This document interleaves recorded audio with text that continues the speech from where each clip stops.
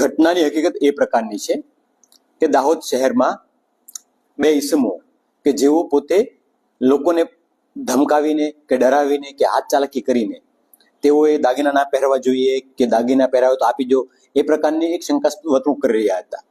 જે અન્વયે દાહોદના જાગૃત નાગરિક દ્વારા પોલીસને જાણ મળી કે ભાઈ આ પ્રકારની મુવમેન્ટ છે. તો જે મુવમેન્ટ અન્વયે પોલીસની તમામ ટીમો સક્રિય થઈ અને તેઓની દાહોદ શહેરમાં શોધખોળ કરવામાં આવી અને શોધખોળ દરમિયાન બે ઈસમો અને બે બાઇક પોલીસને મળી આવ્યા છે.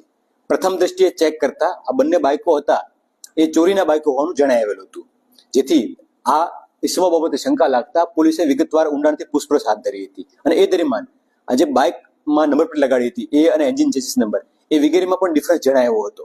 જેથી આ બંને ઈસમોના યુક્તિ પ્રયુક્તિથી નામ સાચા નામો મેળવી એમની ચેકિંગ કરી એમની તપાસ કરાવતા ઈસમો પૈકી એક મોહમ્મદ સૈયદ કે જે ભોપાલમાં રહે છે હાલમાં હનુમાનગંજ, એમના ઉપર 15 જેટલા અલગ અલગ ગુનાઓ જે અલગ અલગ રાજ્યોમાં બન્યા હતા. અને અન્ય ઈસમ છે જુલ્ફિકાર ઈરાની કે જેના ઉપર 55 જેટલા ગુનાઓ દાખલ થયેલા છે કે જેમાં રાજસ્થાન, યુપી, એમપી, મહારાષ્ટ્ર, વેસ્ટ બેંગાલ અને હવે ગુજરાતમાં પણ દાખલ થયો છે ગુનો. અલગ અલગ 6 રાજ્યોની અંદર ચીટિંગ લગતના, ચોરીના, છેડતીના, લૂંટના વિવિધ ગુનાઓ દાખલ થયેલા છે. આ બંને ઈસમો અને આ સિવાય જે બંને ઈસમો અલગ બે ઈસમો હતા કે જે ત્યાંથી મળી આવેલ નથી. આ ઈસમો ઉપર ગુનાહિત ઇતિહાસ ધરાવે છે. તો આ બંને લોકોને અટક કરીને એના ઉપર ગુનો દાખલ કરવાની તજવીજ હાથ ધરી છે અને ગુનો દાખલ કરી કાયદેસરની કાર્યવાહી હાલમાં ચાલુમાં છે.